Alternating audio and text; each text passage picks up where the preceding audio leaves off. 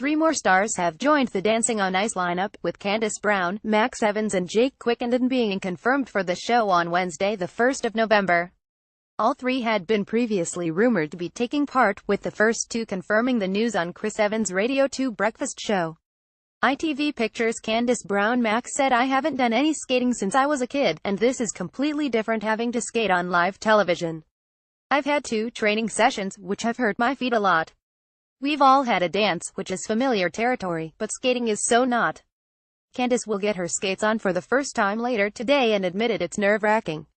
"My friends call me Bambi on ice and that's just normal day-to-day." ITV Pictures' Max Evans. Following this announcement, former X Factor singer Jake became the 6th star confirmed for the lineup, as confirmed during an interview on Lorraine.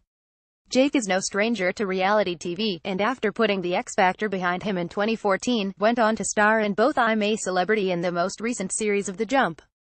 ITV Jake Quickenden. A total of 12 celebrities will be taking part in this series when it returns to our screens in early 2018. So far, the lineup includes a former Love Island contestant, a Coronation Street star and, the last but absolutely not least, a member of Bucks Fizz. The other stars taking part will be named in the coming weeks. Holly Willoughby and Philip Schofield will return to host the show, while Jane Torval and Christopher Dean will make the switch from acting as coaches for the celebs, to becoming judges alongside Jason Gardner. A 4th judge, potentially Ashley Banjo, is also set to be confirmed in the coming months. C.20 THC, Fox Everett Rex Shutterstock on Channel 4 Ray Tangrex Shuttershock. These truly are the best of the worst.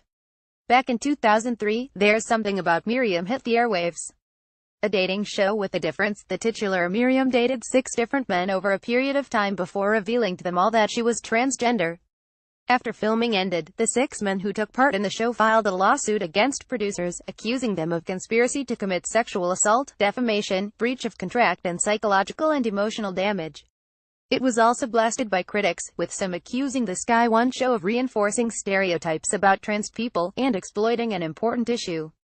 The premise of this completely ridiculous show was that a group of American women were flown to the UK, where they competed for the affections of a man they were led to believe was Prince Harry, but was actually a look-alike.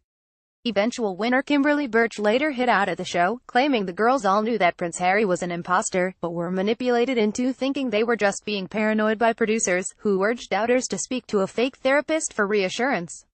Odd and mildly offensive. Playing it straight saw one woman having to whittle down a group of 12 single men, with the unfortunate obstacle that 6 of them are hiding the fact that they're gay.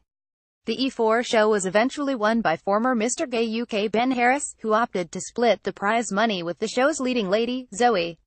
Being Bobby Brown marked Whitney Houston's move from Grammy-winning Voice of a Generation to the sidekick in a Bravo reality show, the highlight of which was this infamous scene.